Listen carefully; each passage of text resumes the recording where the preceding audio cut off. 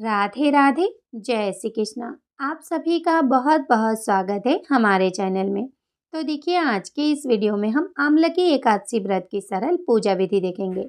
आमलकी एकादशी के दिन आंवले के वृक्ष की पूजा करने का, आंवले दान करने का, आंवले सेवन करने का बहुत महत्व है। तो देखिए, अगर आपके आसपास आंवले का पेड़ हो तो आप वहाँ पे जाके पूजा कर सकते हैं, नहीं तो आप घर पर भी सरल विधि से अपने लड्डू गोपाल जी की या फिर भगवान विष्णु जी की पूजा अर्चना कर सकते हैं। मैं यहाँ पे अपने लड्डू गोपाल जी की पूजा कर रही हूँ। पूजा में हम सबसे पहले दीपक जला लेंगे। इसके बाद से हम थोड़े से फूलों का आसन देकर गणेश जी को विराजमान कर लेंगे। अब देखिए, हम गोपाल जी को स्नान कराएंगे, तो स्नान कराने के लिए मैंने यहाँ पे एक पात्र ले लिया है। अब हम लड्डू गोपाल जी को स्नान कराएंगे। तो देखिए, मैं यहाँ पे लड्डू गोपाल जी को दूध से स्नान करा रही हूँ। आप दूध से, पंचामृत से या फिर चंदन पाउडर से यानी गंधोदक स्नान भी करा सकते हैं। तो देखिए, साल की सभी बड़ी एकादशियों में आमलकी एकादशी का महत्व बहुत अधिक है। ऐसा माना जाता है कि जो भी व्यक्ति आमलकी एकादशी का व्रत करता है उसकी सभी मनोकामनाएं पूर्ण हो जाती है।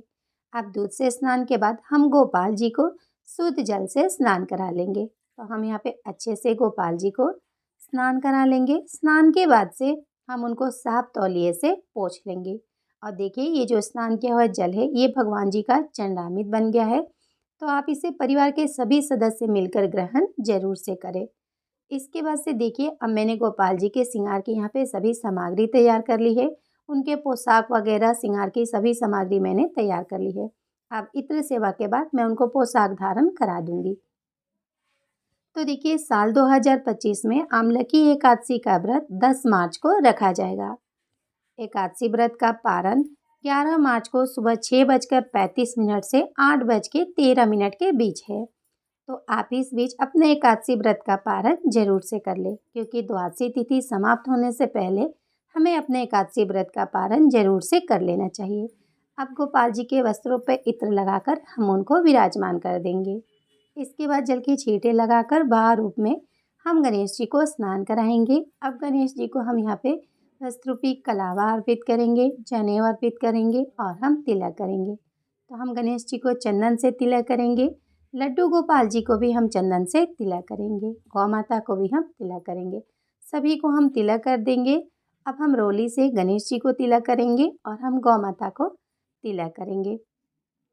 अब देखिए, हम फूल अर्पित करेंगे। तो अगर आपको लाल रंग के फूल मिले तो आप गणेश जी को लाल रंग के फूल अर्पित करें। लड्डू गोपाल जी को पीले रंग के फूल अर्पित करें, नहीं तो आपको जो भी फूल मिल जाए आप उससे भगवान की पूजा अर्चना कर सकते हैं। इसके बाद सभी को हम तिल अर्पित करेंगे। एकादशी पे चावलों का प्रयोग नहीं किया जाता है, तो आप पूजा में तिल का ही प्रयोग करें। अब लड्डू गोपाल जी को हम तुलसी पत्र अर्पित करेंगे और भगवान के भोग के लिए आप तुलसी पत्र पहले से ही तोड़ के रखें, क्योंकि एकादशी पे तुलसी नहीं तोड़ी जाती है। अब यथाशक्ति हम पूजा में दक्षिणा अर्पित करेंगे। इसके बाद देखिए, रंग भरी एकादशी है। अम्लकी एकादशी को रंग भरी एकादशी भी कहा जाता है। तो हम यहाँ पे फूल में थोड़े से गुलाल लगाकर भगवान को अर्पित करेंगे। आप इस दिन भगवान को गुलाल जरूर से अर्पित करें। इसके बाद हम भोग लगाएंगे। तो हम गणेश जी को अलग से भोग लगाएंगे, क्योंकि उनके भोग में तुलसी नहीं डाली जाती है। और लड्डू गोपाल जी को तुलसी पत्र डालकर हम आंवले का भोग लगाएंगे।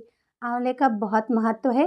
आप आंवले का भोग लगाएं। अगर आपको आंवला ना मिले तो सूखे आंवले का या फिर आंवले के कैंडी का या मुरब्बा का भोग भी आप भगवान को लगा सकते हैं।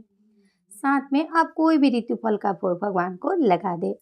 इसके बाद से हम यहाँ पे एक लोटा जल अर्पित कर देंगे भगवान जी को। अब देखिए, पूजा के बाद से हम कथा सुनेंगे। कथा सुनने के लिए हम यहाँ पे एक लोटा जल ले लेंगे। हाथ में हम थोड़े से तिल या फिर फूल लेकर आमलकी एकादशी व्रत की कथा सुन लेंगे।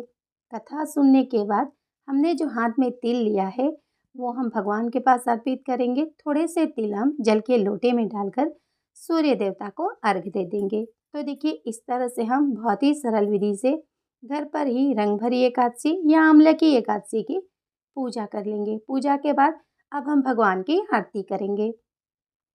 तो हम यहाँ पे प्रेम पूर्वक गणेश जी की, लड्डू गोपाल जी की, गौ माता की, सभी की हम प्रेम पूर्वक आरती कर लेंगे। आरती के बाद से हम 2 बार जल को घुमाकर भगवान की आचमनी करेंगे।